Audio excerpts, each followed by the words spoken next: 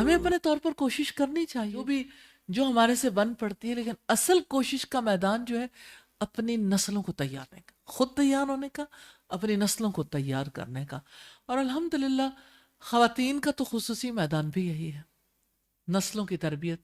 اللہ سبحانہ تعالیٰ توفیق دے. آمین، جزاک اللہ خیر. السلام علیکم ورحمۃ اللہ. وعلیکم السلام. سادہ آپ نے بتایا کہ ریئل لائٹ سے دوری جو ہے انزائٹی کا سبب بنتی ہے، اور واقعی ایسا ہے. تو ہم کیسے کنیکٹڈ رہیں؟ ہم کوشش کرتے بھی ہیں اور چیزیں پھر چھوٹ جاتی ہیں. دیکھیں، آپ کو یاد ہوگا کہ تیمور کی سٹوری، اس نے چونٹیوں کو دیکھا تھا کہ ایک چونٹی ہے جو اوپر چڑھتی ہے، پھر وہ نیچے گر جاتی، پھر چڑھتی ہے، پھر وہ نیچے گر جاتی ہیں. تو ٹرائل اینڈ ایرر والا معاملہ تو زندگی میں رہتا ہے. اللہ سبحانہ تعالیٰ معاف کرنے والے ہیں، اور اللہ سے مدد مانگیں تو اللہ تعالیٰ مدد کرتے ہیں. ایک دعا ضرور کیا کریں، اللہم رحمتک ارجو فلا تکلنی الی نفسی طرفۃ عین وَأَصْلِحْ لِي شَأْنِي كُلَّهُ لَا إِلَهَ إِلَّا أَنْتَ. یا اللہ میں تیری رحمت کی امیدوار ہوں، مجھے میرے نفس کے حوالے ایک لمحے کے لیے نہ کرنا، ایک لمحے کے لیے بھی میرے حالات کی اصلاح کر دینا، تیرے سوا کوئی میرا معبود نہیں. جو چیزیں انسان کی ہیلپ کر سکتی ہیں، اچھی کمپنی، علم کی مجالس، اور محمد رسول اللہ صلی اللہ علیہ وسلم کی سنت. کیونکہ سنت پر عمل کرنے کی کوشش جاری رکھیں گے، اللہ سبحانہ تعالیٰ ضرور مدد کریں گے. کہ انسان گرے بھی تو گرتے ہوئے کو اللہ تعالیٰ تھام لیتے. نبی صلی اللہ علیہ وسلم کی سنت پر کیا اللہ سبحانہ تعالیٰ نے نہیں کہا؟ سورہ آل عمران آیت نمبر 31، قل ان کنتم تحبون اللہ فاتبعونی یحببکم اللہ ویغفر لکم ذنوبکم. آپ کہہ دیجئے اگر تم اللہ تعالیٰ سے محبت رکھتے ہو تو میرے فٹ سٹیپس کو فالو کرو، اللہ تعالیٰ تم سے محبت کرے گا اور تمہارے گناہ بھی معاف کر دے گا. تو کرنے والا کام یہی ہے. اللہ سے محبت ہے آپ کو، نبی صلی اللہ علیہ وسلم کی اتباع کریں، 5 ٹائمز کی جو پریئر نمازیں ہیں اس میں پنکچول ہو جائیں، زیادہ اس کی کوالٹی کو امپروو کریں. صبح و شام کے اذکار، سونے جاگنے کے اذکار، ہر کام سے پہلے بسم اللہ، اس کے اختتام پر الحمدللہ، اور بھی دن رات میں جو سنتیں ہیں، سنت کو نہ چھوڑیں، سنت پر عمل کریں گے. اللہ کا وعدہ ہے اللہ تعالیٰ آپ سے محبت کرے گا. اور میں ایک حدیث جو بہت ہوپ فل ہے، کیونکہ ہم ٹورڈز ہوپ جا رہے ہیں، تو میں ضرور سنانا چاہوں گی. نبی صلی اللہ علیہ وسلم نے فرمایا کہ اللہ تعالیٰ جب کسی بندے سے محبت کرتے ہیں تو جبریل علیہ السلام سے کہتے ہیں میں فلاں بندے سے محبت کرتا ہوں، آپ بھی اس سے محبت کرو. تو جبریل علیہ السلام بھی محبت کرنے لگتے ہیں. اب آپ سوچئے کہ یہ صرف اللہ سبحانہ تعالیٰ کی محبت کے لیے سنت کی اتباع کی ہے، تو اللہ نے تو محبت کرنی، اللہ تعالیٰ پھر یہ نہیں کہ خود محبت کریں. جبریل علیہ السلام سے کہتے ہیں آپ بھی محبت کرو، وہ محبت کرتے ہیں. پھر اللہ تعالیٰ کے حکم سے جبریل علیہ السلام آسمان والوں سے کہتے ہیں اللہ تعالیٰ فلاں شخص سے محبت کرتے ہیں، آپ سب بھی محبت کرو. تو سب آسمان والے بھی محبت کرتے ہیں. جسٹ امیجن، ایک انسان نے صرف سننا کو فالو کرنے کی کوشش کی ہے. پھر جس وقت آسمان والے محبت کرتے، پھر وہ محبت، وہ یعنی ندا جو ہے وہ زمین تک آتی، پھر زمین والے بھی محبت کرنے لگتے. تو اتنی قوتیں ساتھ شامل ہو جاتی ہیں. اور نبی صلی اللہ علیہ وسلم نے فرمایا لا یزال عبدی یتقرب الی بالنوافل، میرا بندہ برابر نفل عبادات کے ذریعے سے میرا قرب حاصل کرنے کی کوشش کرتا رہتا ہے، حتیٰ کہ میں اس کے ہاتھ بن جاتا ہوں جن سے وہ پکڑتا ہے، میں اس کے پاؤں بن جاتا ہوں جن سے وہ چلتا ہے، میں اس کی آنکھیں بن جاتا ہوں جن سے وہ دیکھتا ہے، اس کے کان بن جاتا ہوں جن سے وہ سنتا ہے. تو کتنی بڑی بات ہے سنت کو فالو کرنا، اور نوافل بھی سنت میں سے ہیں. تو آپ کو جب کبھی موقع ملے، جب وضو کریں 2 رکعت نماز پڑھ لیں، اللہ تعالیٰ آپ سے محبت کریں گے انشاءاللہ. اور جس کے لیے اللہ سبحانہ تعالیٰ مہربان ہو جائے، جس سے اللہ تعالیٰ محبت کرے، تو اللہ تعالیٰ کس طرح سے پورے آسمان والوں کو محبت پہ لگا دیتے ہیں، اور محبت کرنے والے فرشتے پھر دعائیں کرتے ہیں، یا اللہ اس پہ رحم فرما دے، یا اللہ اس کی مغفرت فرما دے. پھر دل کے اندر یہی فرشتے نیکی کے خیالات ڈالتے ہیں، تو انسان اکیلا نہیں رہتا. اور یہ سب کچھ ہوتا ہے سنت کو فالو کرنے سے. تو سنت ہمارے لیے بہت بڑی چیز ہے. اور سنت صرف کھجوریں کھانا نہیں ہے کہ آپ کھجوریں کھا لیں، آپ اولیوز کھا لیں، اور آپ جو ہے وہ مسواک کر لیں. نو ڈاؤٹ کہ یہ ساری سنتیں ہیں، اور ہمارے لیے ہر سنت پریشیس ہے. رسول اللہ کی حیات میں جو زندگی برتنے کی سنتیں ہیں ان کو ضرور اپنائیں. مثال کے طور پر نبی صلی اللہ علیہ وسلم ہمیشہ عسر میں یسر کو دیکھتے تھے. اس کا مطلب جانتے کیا ہے؟ کہ جب بہت تنگی ہے نا، جیسے دل تنگ ہو گیا، دل گھٹتا ہے نا ڈپریشن میں، اب آپ صلی اللہ علیہ وسلم ایسی کیفیت میں کیا کرتے تھے؟ آسانی کو دیکھتے تھے. اچھا، کس طرح دیکھا جا سکتا ہے؟ مثال کے طور پر آپ اپنے آپ کو مینٹلی ذرا طائف کی وادی میں لے جائیں. طائف بڑا خوبصورت علاقہ ہے اور بڑا پرفضا مقام ہے. مکہ کے لوگ گرمیاں وہاں گزارا کرتے تھے. انہوں نے، جیسے ہمارے یہاں لوگ ناردرن ایریاز میں گھر بنا لیتے ہیں نا، تو اپنے گھر انہوں نے طائف میں بنا رکھے تھے رسول اللہ کے عہد میں بھی. طائف میں جب آپ کو پتھر مارے گئے، طائف میں جب محمد صلی اللہ علیہ وسلم کے پیچھے لڑکے لگائے گئے، کتنی انسلٹ ہوئی تھی اس دن، کتنی زیادہ تکلیف دہ صورتحال تھی. جسٹ امیجن، طائف میں پہاڑوں کا فرشتہ آ کے کہتا ہے وادی کے دونوں پہاڑ آپس میں ملا دیتا ہوں، سب ختم ہو جائیں گے. اور رسول اللہ نے فرمایا نہیں، ہو سکتا ہے ان کی نسلوں میں ایسے لوگ ہوں جو ایک اللہ کو ماننے والے ہوں. تو آپ نے اس وقت میں، اتنی تنگی کے وقت میں، آسانی کے وقت کو دیکھا. آج نہیں، اگلی نسلوں میں کسی وقت ایسے لوگ آ جائیں تو میرا کام پورا ہو گیا، کہ میں اگر یہاں آیا ہوں تو مجھے یہ ہوپ ہے کہ انشاءاللہ ان کی نسلوں میں ایسے لوگ پیدا ہوں گے. سبحان اللہ. تو رسول اللہ کی ایسی سنتیں جو کام کرنے کا طریقہ کار ہے، آپ کا پیشنس، آپ کا گریٹیٹیوڈ، آپ کی شکر گزاری، آپ کا انسانوں کے ساتھ ڈیل کرنا، آپ کا اپنے بزرگوں کے ساتھ کیسے آپ ڈیل کرتے تھے، دوستوں کے ساتھ، اپنی بیویوں کے ساتھ، اپنے بچوں کے ساتھ، عام لوگوں کے ساتھ آپ کی ڈیلنگ کیسی تھی، آپ کا رہن سہن، آپ کی گفتگو، آپ کے معاملات. ایون آپ کو میدان جنگ میں ہم دیکھتے ہیں، آپ کو بطور حکمران دیکھتے ہیں، آپ کو بطور معلم کے دیکھتے ہیں، آپ کو ایک سائیکالوجسٹ کے طور پر دیکھتے ہیں. آپ کاؤنسلنگ کیسے کرتے تھے؟ لَقَدْ كَانَ لَكُمْ فِي رَسُولِ اللَّهِ أُسْوَةٌ حَسَنَةٌ. تو ہمارے لیے تو ایک اللہ کی خوشی، اللہ پلیئر اینڈ محمد رسول اللہ کی سنت، یہی دو چیزیں ہیں جو نجات کی طرف لے جانے والی ہیں. جزاک اللہ خیر. جی نیکسٹ کوشچن. السلام علیکم ورحمۃ اللہ. میں کسی کے وعلیکم بہاف پہ سوال کر رہی ہوں. ہم بچوں کی صحت کو لے کر بہت ٹینشن میں چلے جاتے ہیں، اس سے کیسے نکلیں؟ اللہ پر ٹرسٹ کر کے. جو انسان انگزائٹی، ڈپریشن سے بچنا چاہتا ہے، اپنے آپ کو بھی اور اپنے بچوں کو بھی، ان کے معاملات کو بھی اللہ کے سپرد کرنا سیکھیں. حسبی اللہ لا الہ الا ہو علیہ توکلت وہو رب العرش العظیم. 7 دفعہ صبح رسول اللہ پڑھتے تھے، 7 دفعہ شام کو. دیکھیں، جب کوئی یہ چاہے کہ اپنے بچے کی صحت کو خود ٹھیک کر دے یا ڈاکٹر کے حوالے کر دے، تو شفا تو اس کے ہاتھ میں نہیں ہے. نہ شفا ہمارے ہاتھ میں، ہم جتنی جی جائے کیئر کر لیں. ہمارے ہاتھ میں نہ زندگی ہے، نہ موت ہے، نہ صحت، نہ بیماری. ہمارے ہاتھ میں کیا ہے؟ ہم صرف جو کام کر سکتے ہیں، اپنے آپ کو سرنڈر کر سکتے ہیں، اللہ کے آگے سبمٹ کر دیں. تو ہم اللہ سبحانہ تعالیٰ پر توکل کریں، اس پہ ٹرسٹ کریں، تدبیر اختیار کریں، لیکن یہ کہ اس معاملے کو اللہ کے حوالے کر دیں. میں ایک بڑی سالڈ اگزامپل دینا چاہتی ہوں. رسول اللہ صلی اللہ علیہ وسلم کے رشتے میں خالہ لگتی تھی سیدہ ام سلیم.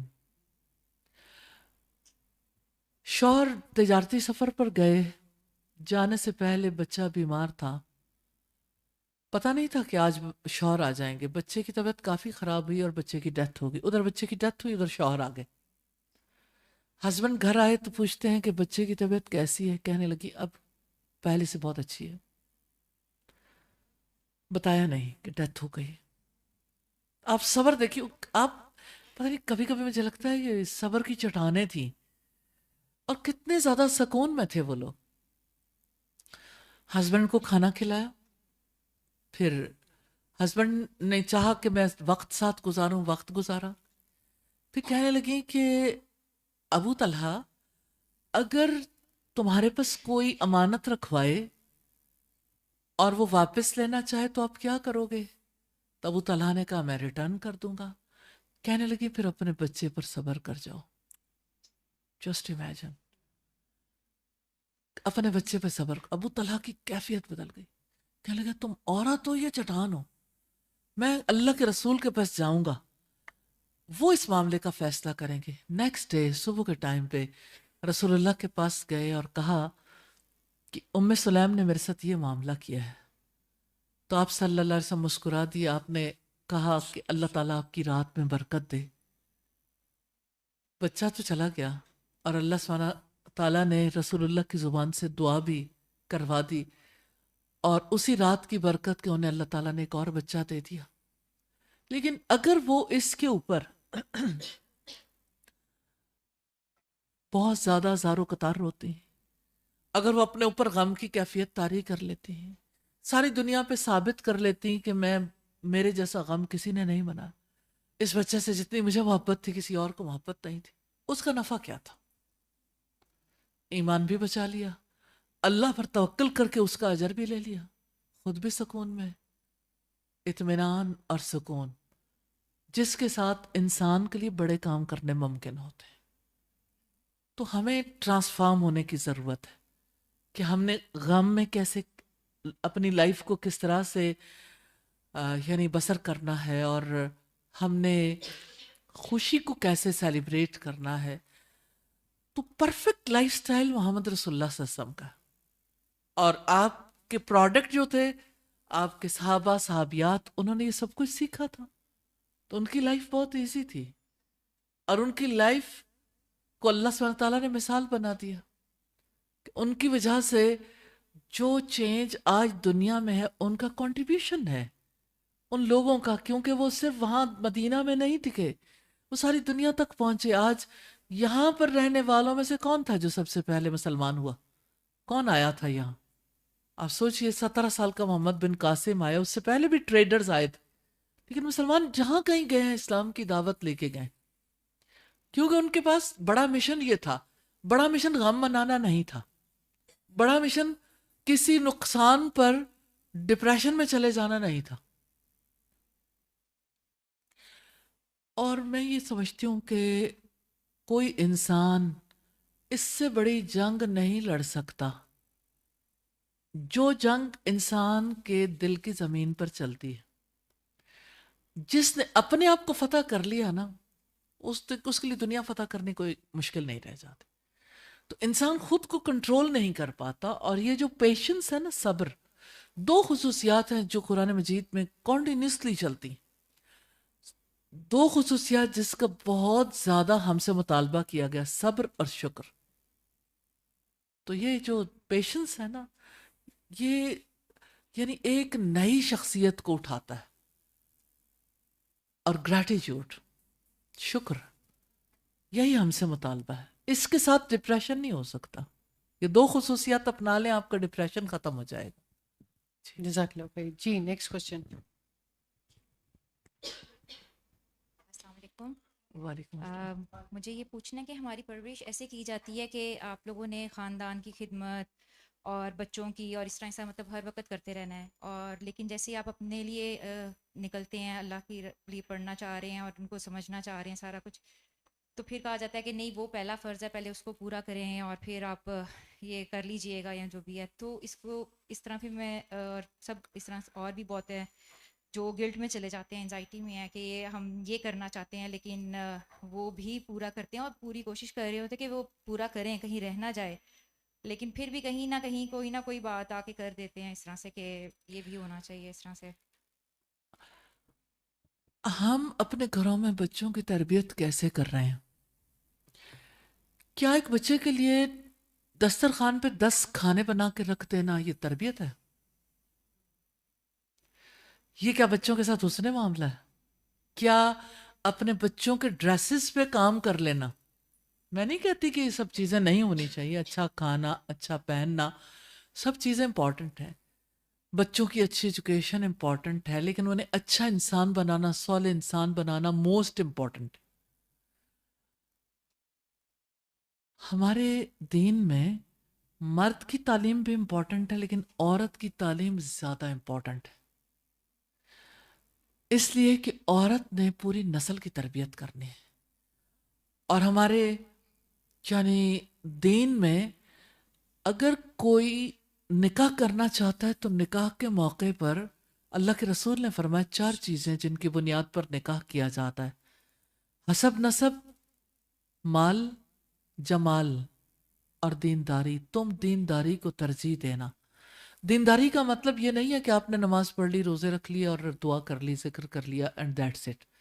دینداری کا مطلب یہ کہ آپ کے پاس دین کا نالج ہے اور آپ اس نالج کے مطابق اولاد کی تربیت کر سکتے ہو. یعنی ایسی لڑکی کو لے کے آؤ جو نسلوں کو صحیح طریقے سے اللہ سبحانہ تعالیٰ کے ساتھ کنیکٹڈ کر سکے. اگر کوئی ایسی عورت سے شادی کر لیتا ہے جس نے دین نہیں سیکھا اور یہ نالج حاصل نہیں کیا، تو ایسی صورت میں اسلام مرد کو پابند بناتا ہے کہ وہ اپنی بیوی کو خصوصی طور پر اس نالج کو سیکھنے کے لیے، قرآن اور سنت کو سیکھنے کے لیے وہ خود لے کے بھی جائے گا، اس کے ایکسپینس بھی برداشت کرے گا، واپس بھی لے کے آئے گا. یہ اس کے لیے فرض ہے، واجب ہے. کیونکہ اگر وہ اس عورت کی یا اس لڑکی کی تربیت نہیں کرواتا، یا خود اسے پڑھائے یا پھر اس کے لیے انتظام کرے، اور اگر نہیں کرتا تو وہ گناہ گار ہے، کیونکہ اس نے اپنی نسل کی تربیت کے لیے وہ کام نہیں کیا جو کرنا چاہیے تھا. اب بات یہ ہے کہ آپ گھر میں رہتے ہوئے جو تربیت کر رہے ہیں وہ جسم کی ہے.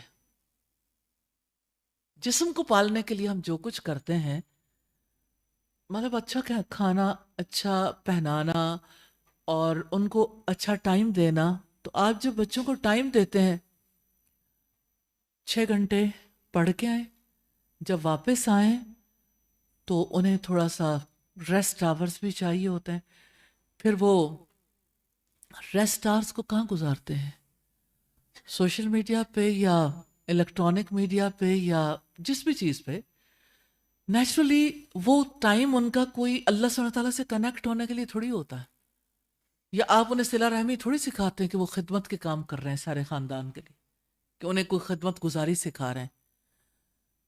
تو اگر آپ اپنی نسلوں کو جس ترتیب کے ساتھ لے کے چل رہے ہیں وہ ترتیب محمد رسول اللہ صلی اللہ علیہ وسلم کی ترتیب کے مطابق نہیں ہے، تو ہم نسلوں کی بربادی کا کام کر رہے ہیں. تو وی ہیو ٹو ڈیسائیڈ، اور ہمارے بڑوں کو بھی اور ہمارے باقی لوگوں کو بھی یہ ڈیسائیڈ کرنے کی ضرورت ہے کہ یہ ہماری ایک ماں کی تربیت پوری نسل کے لیے بہت زیادہ ضروری ہے. تو یہ نسلوں کی امانت ہے جو اس عورت تک نہیں پہنچنے دی جا رہی. سیلف سیٹ سٹینڈرڈز ہے نا. آپ نے سوسائٹی میں یہ گھرداری ہے، یہ دنیا داری ہے، یہ دینداری ہے، یعنی اتنی سیلف سیٹ سٹینڈرڈز ہیں.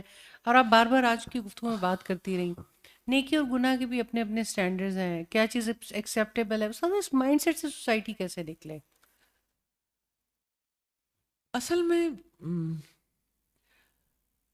سیلف اور یعنی سیلف کو بنانے والا، کریٹر اور کریشن کے درمیان تو فرق ہے نا. تو آج کا دور جو ہے نا، وہ جو مجھے جب سیلف کی بات آتی ہے تو مجھے بہت تکلیف ہوتی ہے اس بات پہ کہ سیلف کی بات تو ابلیس نے کی تھی نا، انا خیر من. تو آدم علیہ السلام کو جب ابلیس کے جہنم میں بھی آ گئے تھے تو کس چیز نے نکالا تھا؟ استغفار نے. اللہ سے دعا کریں، اللہ سبحانہ تعالیٰ نکال سکتے ہیں. دوسری بات یہ کہ ہمیشہ جہالت کا علاج علم سے ہی ہوا ہے. تو جب کبھی کسی کے اندر جہالت ہو تو اس کا علاج علم کے سوا تو کوئی اور چیز نہیں نہیں ہے. ہو سکتی. تو علم ہی سے چینج آئے گی. ٹرانسفارمیشن کا عمل علم کے بغیر نہیں ہو سکتا. علم سے تبدیلی آئے گی. بے شک. استاد ایک اور چیز جس کے اوپر آج کل بہت بات ہو رہی ہے اور لوگوں نے میں چاہتی ہوں کہ اس میں ہمارا بھی حصہ ڈلے. ایک پاکستان میں شو دکھایا جا رہا ہے جس کے اوپر ہم دیکھ تو نیٹ فلکس پہ بہت کچھ رہے ہیں, اس ٹی وی پہ ہم بہت کچھ دیکھ رہے ہیں کیونکہ یہ پاکستانی کمیونٹی میں ہو گیا تو اس لیے تھوڑا زیادہ ہائی لائٹ ہو گیا. جس طرح پچھلے دنوں ایک برزخ ڈرامہ لایا ہوا ہے جس میں آئیڈیالوجیکلی جو ہے وہ ہٹ کیا گیا تھا ریلیجن کی ہر چیز کو. اب اسی طرح سے سوسائٹی کے اساس کو ہلانے کے لیے آپ نے بھی شاید سن رکھا ہوگا, وہ ابھی ایک کلپ کل سے بہت برسوں سے وائرل ہے, کوئی ایک ڈیٹنگ شو شروع کیا جا رہا ہے جس میں پورے طریقے سے پہلے بھی ہمارے یہاں پہ ایسے شو ہوتے رہے ہیں لازوال عشق کے نام سے, ٹی وی پہ آن ایئر کیا جائے گا یا یوٹیوب پہ آن ایئر کیا جائے گا, اور اس میں ہمارے معاشرے کی اخلاقی گراوٹ کی یہ صورتحال پہنچا دی گئی کہ ہمارے بچے بچیاں ڈیٹنگ کے لیے ایک ماحول میں چھوڑ دیے جائیں گے اور وہ جہاں پر جو بھی کریں اور اس کو سارا کچھ ٹی وی شوز ریکارڈ کر رہے ہوں گے اور دکھا رہے ہوں گے. یعنی اس طوفان پہ تو کوئی بند نہیں باندھتا. عورت دین کی تعلیم حاصل کرنا چاہتی ہے تو بند باندھنے کے لیے آ جاتے ہیں, عورت اپنے بچوں کی تربیت کرنا چاہتی ہے تو بند باندھنے کے لیے آ جاتے ہیں, عورت اللہ کا نام لینا چاہتی ہے تو بند باندھنے کے لیے آ جاتا ہے. اور دوسری طرف سوسائٹی جس نہج پہ جا رہی ہے, میں نے دیکھا ہے کہ جو مدرز ہیں, جو خواتین ہیں گھر کی, وہاں لا علمی زیادہ ہے, بچوں میں بھی وہاں ڈیزاسٹر زیادہ کر رہا ہے جہاں ماں کے پاس کوئی پلان ہی نہیں ہے, ماں کسی چیز کو سمجھ ہی نہیں رہی ہے. یہاں پہ بیٹھی بھی وہ مائیں ہیں جو کچھ سمجھنے کی کوشش کر رہی ہیں اور کچھ ڈیلیور بھی کر رہی ہیں. دوسری طرف ہماری سوسائٹی اس ایکسٹریم پہ جا رہی ہے جس پہ ہمارا اوور آل معاشرہ جو ہے وہ خاموشی کا شکار ہے. میں اس پہ بھی چاہتی ہوں کہ آپ بات ضرور کریں. دیکھیے مجھے ایسا فیل ہوتا ہے سب سے پہلے تو ہمیں اللہ سبحانہ تعالیٰ سے توبہ ضرور کرنی چاہیے کہ سوسائٹی میں جو کچھ بھی ہو رہا ہے اور اللہ سے اس کے سامنے اپنی معذرت ضرور پیش کرنی چاہیے. اور برائی کو برائی کہنا یہ کمزور ترین ایمان ہے. نبی صلی اللہ علیہ وسلم نے فرمایا من رأى منکم منکرا فلیغیرہ بیدہ, جو کوئی تم میں سے برائی دیکھے اس کو چاہیے کہ اپنے ہاتھ سے بدل ڈالے, اور اگر وہ اس کی طاقت نہیں رکھتا تو اپنی زبان سے روکے, اگر اس کی بھی طاقت نہیں رکھتا تو کم از کم دل سے برا جانے, اور یہ کمزور ترین ایمان ہے. تو یہ بات تو سچ ہے کہ یعنی صورتحال تو تیزی کے ساتھ بدل رہی ہے, لیکن میں سب کو ضرور یہ دعوت دینا چاہوں گی کہ سب سے پہلے تو اس کی برائی کو محسوس کریں کہ اس کا نتیجہ کیا نکلے گا. کہ آپ زنا کے ایک عمل کو جو اتنا رواج دینے کی کوشش ہے, اگر اس کے خلاف ایک لفظ بھی نہیں بولتے تو اللہ کے ہاں تو پکڑ ہوگی. یعنی جہاں کہیں بھی ہو اس پر احتجاج, اس پر بات ضرور ریکارڈ کرنی چاہیے, کہنا چاہیے. دوسری بات یہ کہ دیکھیں رسول اللہ کے دور میں آپ کے آنے سے پہلے بھی یہ جہالت کا دور موجود تھا کہ کوئی بھی عورت اپنے گھر پہ جھنڈا لگا لیتی تھی تو سب کو پتہ لگ جاتا تھا کہ یہاں لوگ آ سکتے ہیں. تو سوسائٹی میں ہمیشہ شر کے عناصر موجود رہتے ہیں, جہاں ایسا نہیں ہوتا کہ سوسائٹی 100% پاک ہو جائے. کوئی نہ کوئی صورتحال جو ہے وہ ایسی ضرور رہتی ہے, لیکن اس کے لیے اسلام نے سزائیں اسی لیے مقرر کی کہ اصولی طور پر ہونا یہ چاہیے کہ جہاں ڈیٹنگ کے لیے ایک یعنی اس کو یعنی ایک پاپولر کرنے کے لیے اور اس میں لوگوں کو انوالو کرنے کے لیے ایک ایفرٹ ہے نا, تو اس کے مقابلے میں ریاست کا فرض بنتا ہے کہ پھر جو ڈیٹنگ کے نتیجے میں ہونے والا زنا ہے نا اس پر کوئی جو سزا اللہ نے مقرر کی اس کو جاری کر دے. تو جو سزائیں ہیں جو اللہ سبحانہ تعالیٰ کا قانون ہے اس کو امپلیمنٹ کریں گے تو اس کا یعنی آگے بڑھنے کا کوئی چانس ہی نہیں ہوگا. تو یہ صرف ایجوکیٹ کرنے سے نہیں ہوگا کہ آپ ایجوکیٹ کر دیں, اس کو سٹیپ لینے والی بات ہے, اور یہ اسٹیٹ کے ریاست کے سٹیپ لینے کی بات. اسٹیٹ کو اس کے اوپر سٹیپ لینا چاہیے. اور اگر جب تک ریاست state- اسٹیپ نہیں لیتی تو ایک پیپل پریشر بھی تو کریٹ ہوتا ہے. پیپل پریشر یہ کہ اس پر اپنے کراہت کا اور اس سے یعنی اپنے برات کا ضرور اظہار کرنا چاہیے. جزاک اللہ خیر. جی پلیز. السلام علیکم. وعلیکم السلام. جی میرا سوال یہ ہے کہ ہمارے بچے اسکول جاتے ہیں اسکولوں میں پڑھتے ہیں لیکن رزلٹس اچھے نہیں اگر آتے اور فیل ہو جاتے ہیں تو ہمارا کیا رد عمل ہونا چاہیے بچوں کے اس سے؟ اچھا سوال ہے، کیونکہ یہ کہانی بہت لوگوں سے تعلق رکھتی ہے، کیونکہ ہمیں پتہ چلتا ہے کہ پیرنٹس جو ہیں وہ اس کے اوپر اتنا افینڈ ہو جاتے ہیں. پنڈی میں کسی نے اپنی بیٹی کا مرڈر کر دیا کہ اس نے یعنی او لیولس کے ایگزامس میں اتنے مطلوبہ نمبر کیوں نہیں حاصل کیا، اور پیرنٹس کا جو ہے وہ اس قدر زیادہ اپنی اولاد پہ محنت بھی ہے اور ان سے توقعات بھی ہیں. تو دو باتیں ہیں جو امپورٹنٹ ہیں. ایک تو یہ ہے کہ یعنی کامیابی کے لیے اللہ سبحانہ تعالیٰ سے دعا بھی کرنی چاہیے، لیکن ناکامی کی صورت میں اسے اللہ کا فیصلہ سمجھ کے قبول کرنا چاہیے اور محنت سے دل نہیں چھوڑنا چاہیے. محنت کرنی چاہیے. اس ایجوکیشن کی بھی ضرورت ہے بچوں کو، اور بچوں کے اوپر پریشر نہیں رکھنا چاہیے، انہیں حوصلہ دینا چاہیے کہ دیکھیں یہ تو یعنی کبھی کے دن لمبے کبھی کی راتیں، کبھی ہو جاتا ہے انسان کے ساتھ، اور اگر آپ کی زندگی میں آیا ہے تو اس میں خیر ہی ہوگی کہ آپ کو ہو سکتا ہے زیادہ بڑے چیلنجز کا مقابلہ کرنا ہو. تو آگے جا کے اگر کہیں کسی چیلنج کا مقابلہ کرتے ہو تو ایسا نہ ہو کہ یعنی کل کو یہ مقابلہ کرنے کے لیے آپ تیار نہ ہو، کیونکہ بچے بھی ڈپریشن میں چلے جاتے ہیں، پیرنٹس خود ڈپریشن میں چلے جاتے ہیں. اور اللہ سبحانہ تعالیٰ کی تقدیر پر بیلیف رکھنا چاہیے، اپنی طرف سے کر کے پھر اس پر توکل کرنا چاہیے. اور یہ ہے کہ اصل کامیابی کو نہیں بھولنا چاہیے، کیونکہ اصل کامیابی دنیا کی کامیابی نہیں، آخرت کی کامیابی. اور بچوں کو بھی میسج دینا چاہیے کہ دنیا کے امتحان میں تو اگر انسان ناکام ہو جائے تو دوبارہ محنت کر سکتا ہے، لیکن وہاں اگر ناکام ہو گئے پھر کبھی نہیں دوبارہ موقع ملے گا.